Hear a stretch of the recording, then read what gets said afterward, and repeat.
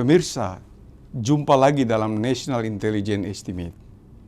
Pada episode ini, kami akan berbicara tentang Bhinneka Tunggal Ika dan Persatuan Bangsa Indonesia.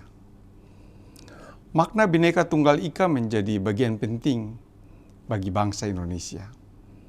Bhinneka Tunggal Ika merupakan semboyan yang tertera dalam lambang negara Indonesia. Semboyan ini menjadi gambaran luas dari Indonesia. Tak hanya sebagai simbol dan semboyan, makna Bhinneka Tunggal Ika sangat kuat dalam prinsip bangsa Indonesia. Makna Bhinneka Tunggal Ika sangat terkait dengan identitas bangsa. Dengan semboyan ini, keragaman sekaligus kesatuan bangsa Indonesia tergambar dengan jelas. Indonesia memiliki lambang negara Garuda Pancasila yang di dalamnya termaktub Bhinneka Tunggal Ika, mampu menyatukan perbedaan bangsa. Makna Bhinneka Tunggal Ika ini juga merupakan sejarah panjang yang terkait dengan berdirinya Indonesia. Sebagai warga negara yang baik, sudah semestinya makna Bhinneka Tunggal Ika kita pahami dengan baik pula. Untuk itu sudah hadir bersama saya Mayor Jenderal Purnawirawan Dr. Putu Sastra. Yang kedua adalah Profesor Munir Mulkan. Yang kita tahu bersama kedua narasumber ini tidak asing lagi bagi kita. Bagaimana pandangan Pak Putu terkait falsafah Bhinneka Tunggal Ika di Indonesia saat ini? Ya,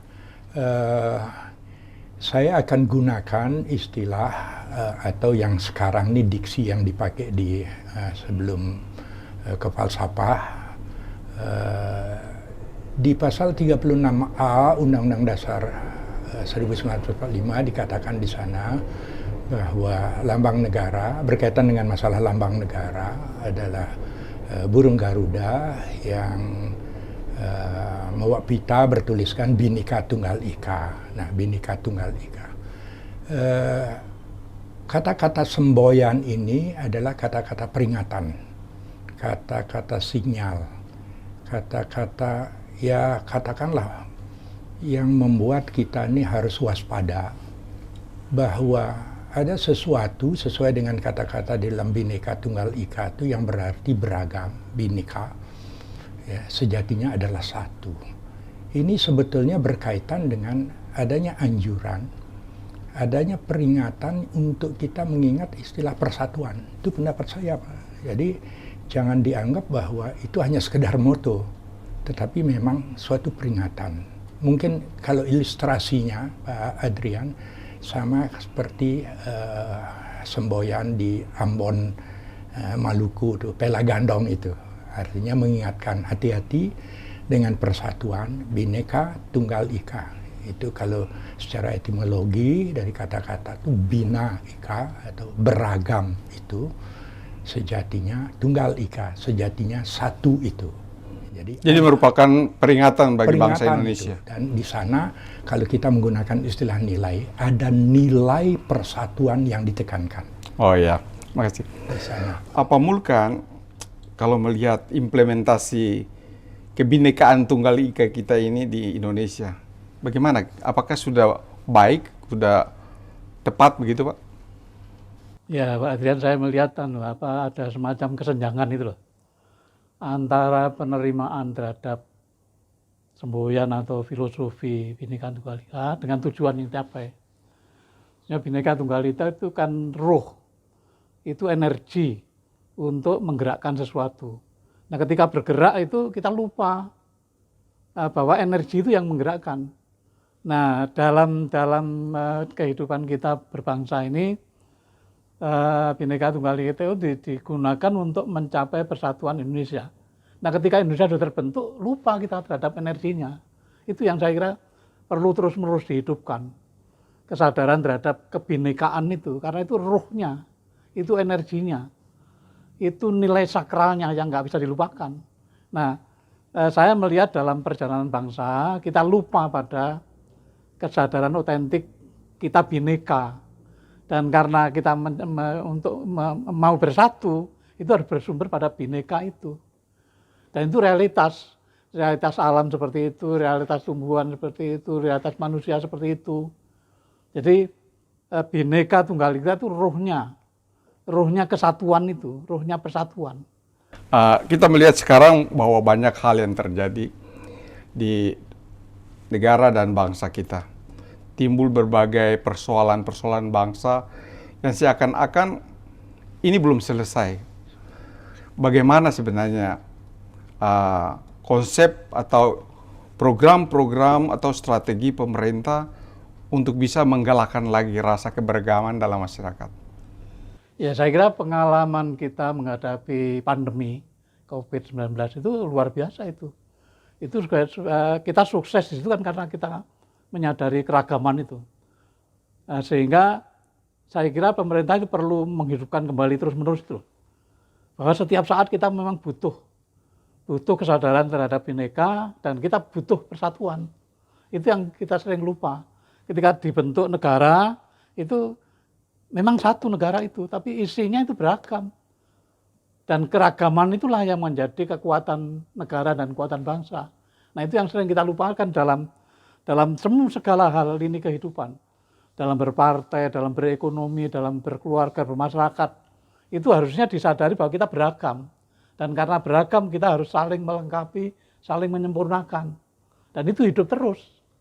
Itu yang menurut saya ada semacam missing link, rantai yang terputus antara penerimaan terhadap Bhinneka Tunggal Ika sebagai filosofi atau semboyan bangsa dengan kenyataan bahwa kita beragam. Itu yang harus terus-menerus dihidupkan oleh pemerintah. Dalam proses misalnya, kalau dulu kita musyawarah mufakat, itu kan karena kita beragam. Padahal kita ingin sepakat. Nah, ketika kita sepakat, bukan kemudian energinya hilang. Sama dengan kalau bensin itu ya, mobil ya, itu kan terus-menerus dihidupkan. Kalau kemudian bensinnya dicopot kan tidak bisa hidup itu. Ini yang perlu kita terus tumbuhkan di dalam masyarakat. Kesadaran keberagaman, dan kita lihat hal ini belum tercermin karena kita masih merasakan ada ancaman di bidang ideologi, ideologi Pancasila. Bagaimana Pak Putu melihat hal tersebut? Ya, memang istilah dulu sering juga disebut dengan istilah sesanti ya. Bhinneka Tunggal Ika itu sering juga disebut dengan sesanti, itu kata-kata bijak. Kata-kata peringatan, kalau itu tidak dilaksanakan, istilah keberagaman yang tadinya tidak bisa tidak karena dia sebuah keniscayaan yang harus kita terima, keberagaman itu. Yang memerlukan ada yang disebut dengan istilah karena dia beragam itu sering disebut dengan istilah common denominator. Titik temu harus ada. Ibarat beragamnya pecahan, ada setengah, ada sepertiga, ada seperempat. Kalau dia umpamanya tidak bisa menemukan titik temu, ya, ini disebut dengan istilah di dalam itu penyebut atau common denominator. Untuk bisa ketemu itu, kita sepakat aja jadi 1/12, umpamanya begitu. Anda setengah, Anda sejatinya adalah 6/12. Itu. Yang 1/4, ya, Anda sejatinya adalah 3/12. Itu. Anda 1/3 sejatinya 4/12. Per 12-nya itulah common denominator. Itulah yang menjadikan dia titik temu. Makanya sering Pancasila ya dengan Bhinneka Tunggal Ika-nya alat pemersatu. Tapi kalau si setengah ngotot dia saya tidak mau berubah, si 1/4 tidak mau dia pernah mau berubah menjadi 3/12, itu akan tidak ketemu. Nah, itu yang disebut dengan permasalahan-permasalahan yang akan kita hadapi.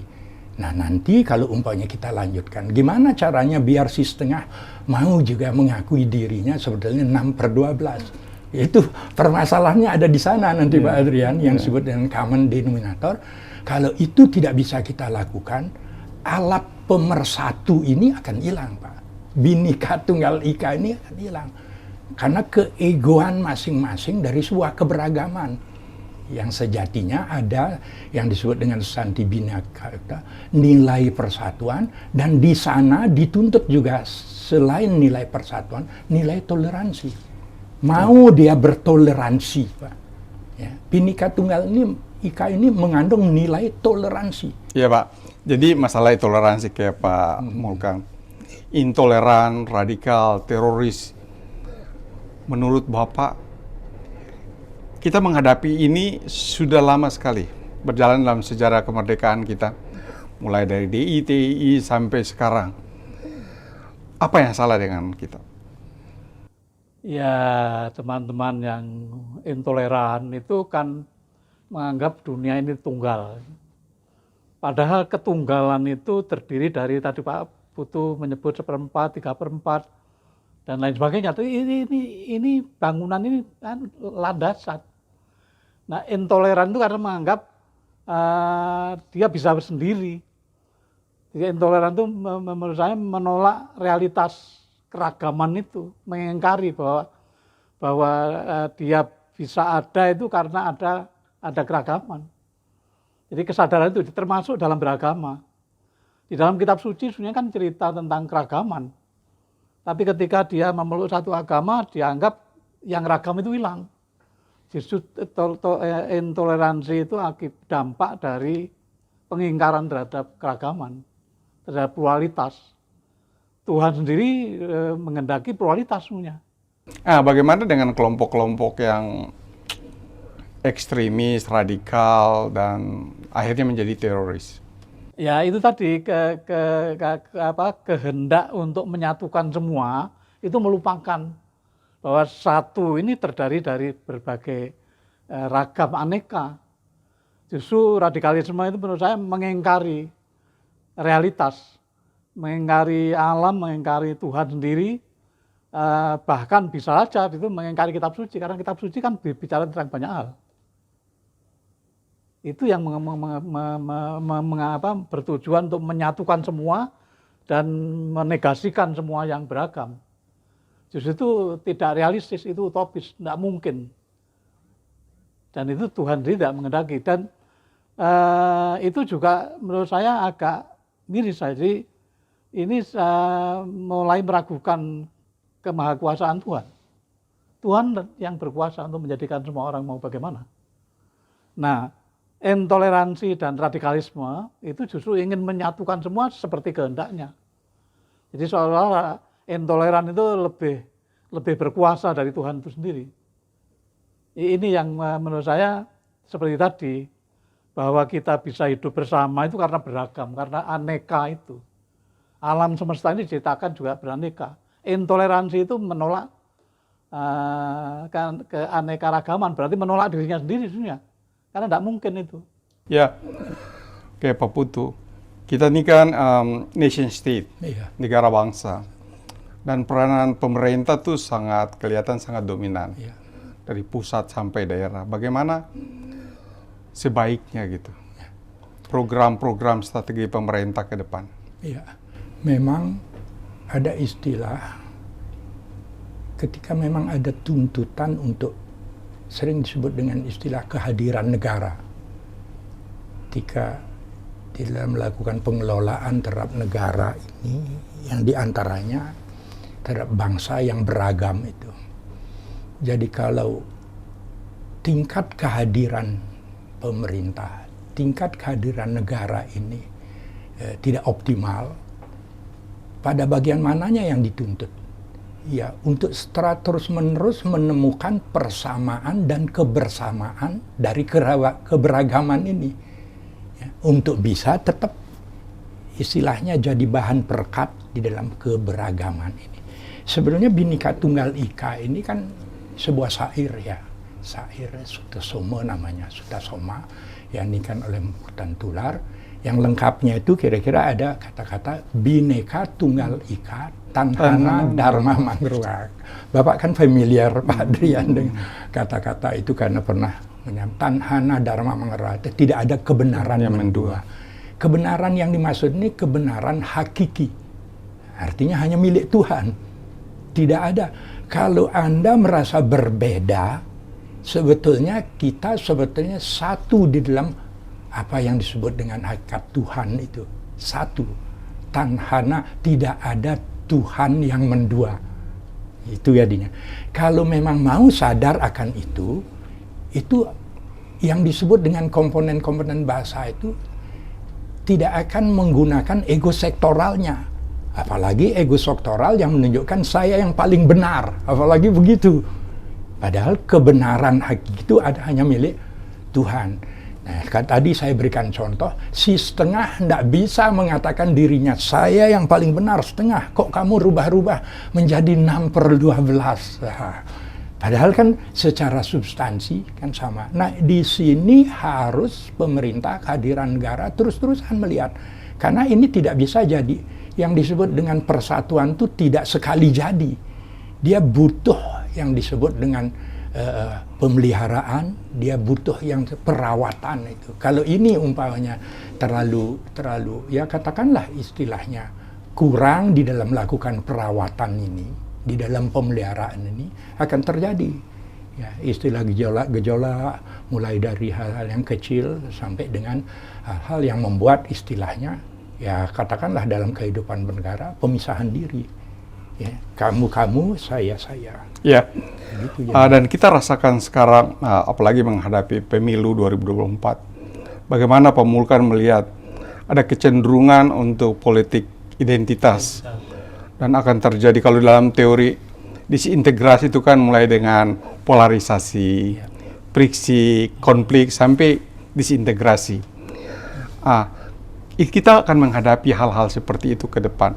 Dan ini kan nampaknya mengganggu keberagaman kita. Bagaimana Bapak melihat itu? Iya, politik identitas itu kan memang tidak bisa dihindari ya. Cuma bagaimana identitas itu ditempatkan di dalam kebersamaan, bingkai bersama itu. Ada satu... Maksudnya bingkai keindonesiaan? Iya, bingkai keindonesiaan. Jadi identitas itu harus dileburkan di dalam identitas keindonesiaan. Kalau dia berpartai dalam rangka Indonesia harus meletakkan partai ini dalam keindonesiaan itu, walaupun dia mesti punya identitas dirinya. Yang jadi masalah adalah memaksa agar orang seperti identitas dirinya. Kalau tidak, maka dia salah, dia kafir, dia gitu, itu yang salah. Justru ada seorang ilmuwan tahun 90-an yang di Indonesia sudah populer ya, namanya Daniel Goleman. Kesuksesan seseorang itu kalau dia mempunyai kecerdasan emosional. Kecerdasan emosional itu intinya kemampuan berkolaborasi. Berkolaborasi, bekerja sama, artinya bersama-sama orang-orang yang berbeda. Jadi politik identitas itu justru mengingkari pluralitas itu, kembali lagi ke tadi. Seolah-olah semua harus seperti dia, kalau tidak seperti dia, maka dia dihukumi seperti hukum yang dia pahami. Kafir, fasik, neraka, dan sebagainya itu yang, dan itu memang tanda kutip murah ya, karena enggak hanya jual simbol-simbol saja gitu, dan orang menjadi takut karena nanti masuk neraka, padahal tergantung pada Tuhan itu, bukan pada si politisi identitas itu sendiri. Nah itu yang perlu terus-menerus disadari. Kenyataan otentik kita itu tidak mungkin kita bertiga macam-macam ini, tapi justru karena macam-macam itu menjadi sempurna kehadiran kita bersama ini. Nah itu yang saya kira perlu caranya, bagaimana caranya ya adu program.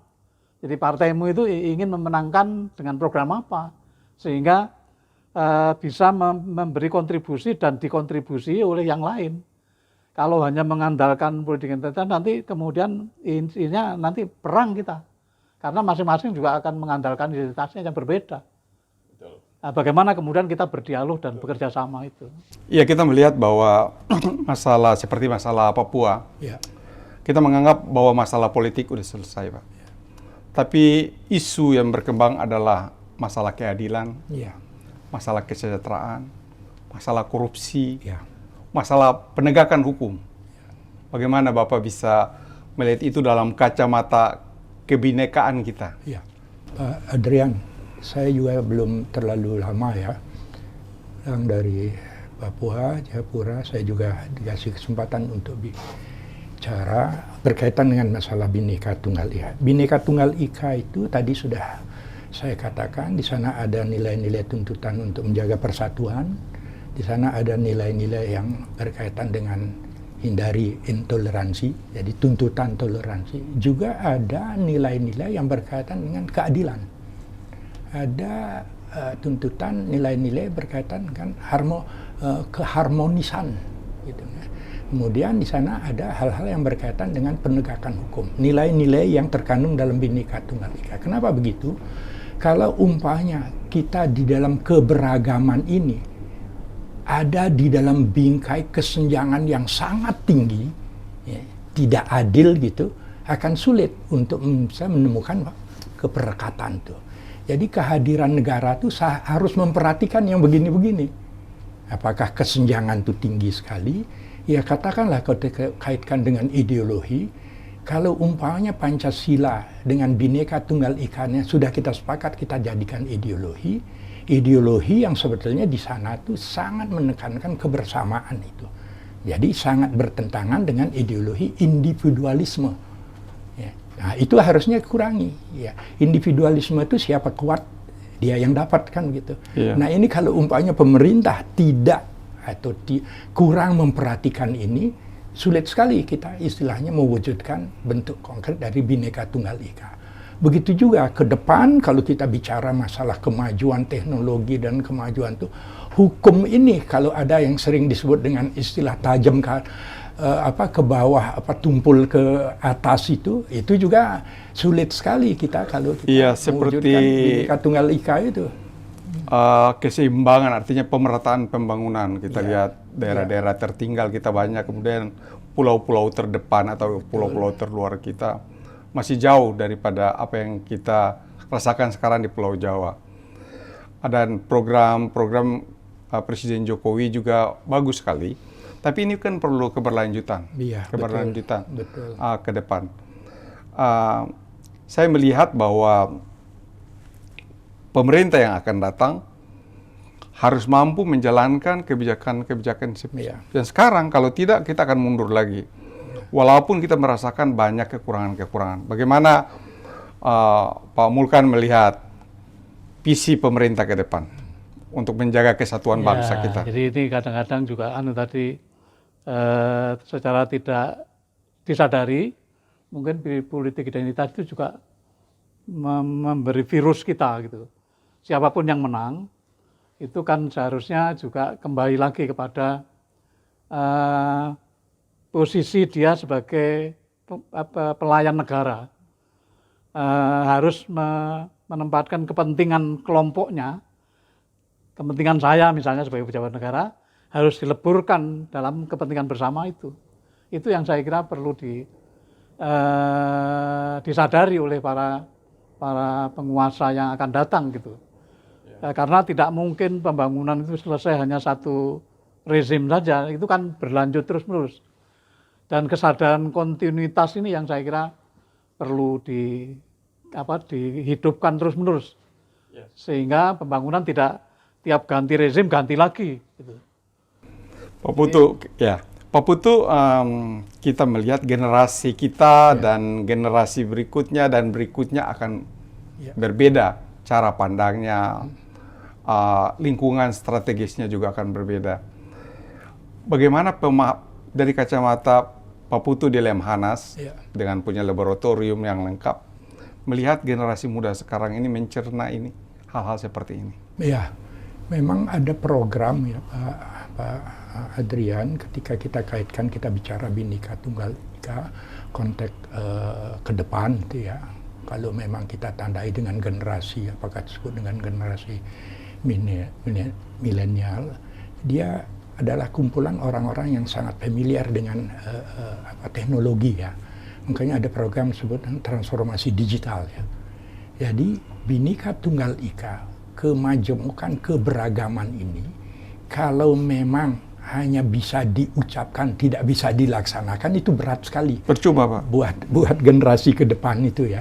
Jadi di sini butuh ya, dengan kemajuan teknologi itu, sentuhan-sentuhan untuk generasi yang akan datang tuh yang berkaitan dengan bentuk-bentuk konkret apa itu Bhinneka Tunggal Ika, ya, yang tadi dikatakan betul-betul bisa dirasakan, tidak ada kesenjangan yang sangat berarti, keadilan yang memang bisa diwujudkan. Dan kalau itu tidak bisa, ya itu akan berat kita menghadapi Pak, masa depan. Jadi transformasi teknologi ini harus betul-betul dimanfaatkan untuk bisa mewujudkan bentuk konkret dari Bhinneka Tunggal Ika. Tidak ada kesenjangan di bidang apa saja, di bidang hukum, di bidang ekonomi. Jadi kehadiran negara untuk menjaga ini betul-betul. Satu hal lagi Pak Adrian, menurut saya itu komitmen, ya, integritas dari penyelenggara negara ini betul-betul. Ya. Bagaimana dengan penegakan hukum? Ya, itu yang saya maksud. Kalau umpamanya penegakan hukum ini tidak bisa betul-betul untuk mewakili bahwa yang disebut dengan keadilan itu, ya, dirasakan, itu akan berat ketika kita bicara Bhinneka Tunggal Ika. Dan ini hati-hati, kalau umpamanya menurut pendapat saya, Bhinneka Tunggal Ika ini sebuah peradaban, Pak. Peradaban itu berarti tuntutan peradaban Bhinneka Tunggal Ika. Oke, kalau mau dikaitkan dengan istilah kekinian apa unity and diversity itu, oke, silahkan. Tidak akan bisa itu dilaksanakan kalau tidak ada komitmen, tidak ada integritas dari orang-orang yang mempunyai istilah tanggung jawab kah, mempunyai tugas kah untuk mewujudkan itu. Itu akan berat bagi generasi muda itu menerima akhirnya. Dan hati-hati, istilah peradaban itu sama kayak organisme, dia bisa lahir, bisa hidup, bisa apa? Berakhir. Kita tidak menginginkan ada peradaban yang berakhir tentang Bhinneka Tunggal Ika ini. Pak Mulkan sudah lama menjadi ahli atau pengajar dan menekuni hidup bermasyarakat, pluralis. Bagaimana pluralisme kita di Indonesia sekarang bisa, apakah sudah semakin matang, semakin rekat, atau bagaimana Pak melihat? Ada semacam apa ya, karena kalau dulu zaman tradisional masih belum dengan teknologi yang tinggi itu kan kerjasama itu dibutuhkan. Orang ingin bekerja tidak bisa sendiri, harus ngajak temannya. Kalau sekarang kan anak-anak muda itu bisa dengan teknologi memenuhi hidupnya sendiri. Mau beli makanan tinggal pakai GoFood saja kan bisa itu. Seolah-olah tidak butuh yang lain. Jadi dari situ kemudian pendidikan kita masih pendidikan model lama. Jadi oleh karena itu saya kira perlu pengkayaan pengalaman mengenai pluralitas itu. Pengkayaan pengalaman dengan cara bagaimana? Dengan cara misalnya live in ke orang-orang yang berbeda, ke suku yang berbeda, ke agama yang berbeda. Dan pengalaman Bhinneka itu adik-adik kita yang milenial itu kan tidak mengalami betapa krisis yang kita hadapi, betapa kesulitan yang kita hadapi pada awal-awal merdeka, kan mereka sudah enjoy sekarang. Sehingga seolah-olah hidup sudah diterima sempurna. Nah itu butuh pengkayaan pengalaman mengenai diversity itu. Dan itu mesti dunia pendidikan dengan cara misalnya sudah dipraktekkan sebenarnya, cuma ini belum menjadi nasional. Jadi seorang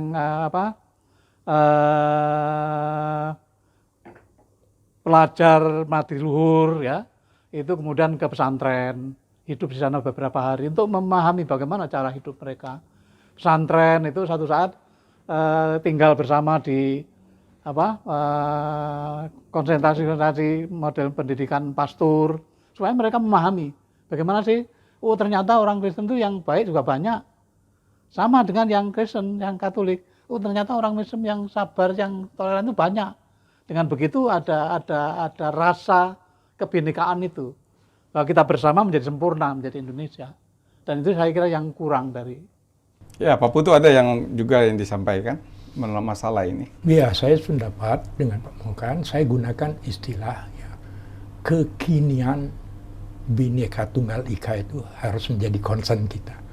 Jadi tidak bisa kita hanya mengilustrasikan kebinekaan itu harus gotong royong tuh. gotong royong zaman dulu itu harus bisa ditransformasi Berbeda dengan sampai sekarang. kekinian. Transformasikan ke sana. Itu kalau enggak peradaban hilang jadinya, Pak Adrian. Itu pendapat Ya, saya. terima kasih Pak Mulkan, terima kasih Pak Putu. Menjaga dan merawat NKRI dalam bingkai kebinekaan bukanlah perkara mudah. Bak membalikan telapak tangan. Dibutuhkan komitmen dan pemahaman komprehensif terhadap makna kebinekaan sebagai sebuah kekuatan. Itulah modal utama mempertahankan harmoni dalam kebinekaan sampai saat ini dan untuk waktu yang panjang. Tantangan kebinekaan dalam konteks kekinian sungguh kompleks. Selain ketidaksesuaian antara harapan dan identitas, juga banyak tantangan lainnya yang setiap saat, bahkan setiap detik dapat mengancam atas kebinekaan dan bahkan menjadi malapetaka bagi persatuan dan perdamaian di Indonesia. Untuk itu perlu langkah-langkah semua pihak, baik itu pemerintah maupun masyarakat, untuk benar menjaga kebinekaan kita. Hidup yang toleran, hidup yang damai, itulah yang diharapkan oleh bangsa Indonesia.